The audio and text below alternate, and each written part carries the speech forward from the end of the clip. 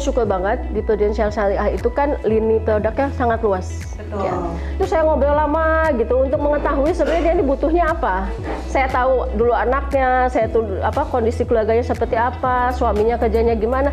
Benar-benar saya dalami gitu, saya selami keluarga itu. Supaya saya tahu sebetulnya dia ini butuh produk seperti apa. Baru kemudian saya edukasi.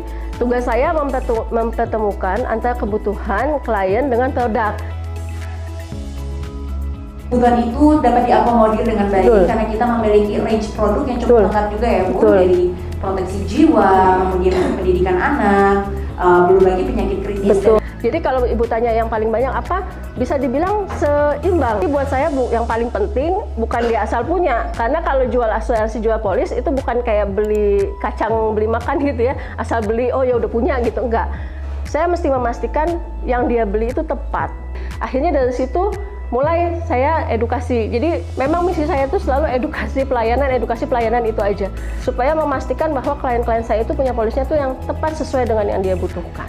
Gitu. Nah, jadi waktu itu saya dapat klien sehat banget.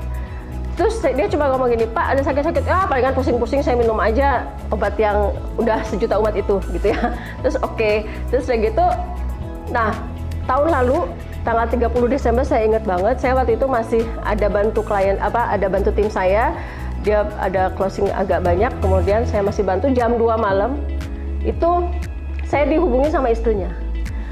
Saya itu jadi agent itu ya tempat curhat. Klien tuh sering gitu telepon saya, tapi kalau jam 2 malam nih nggak mungkin kalau cuma mau curhat doang.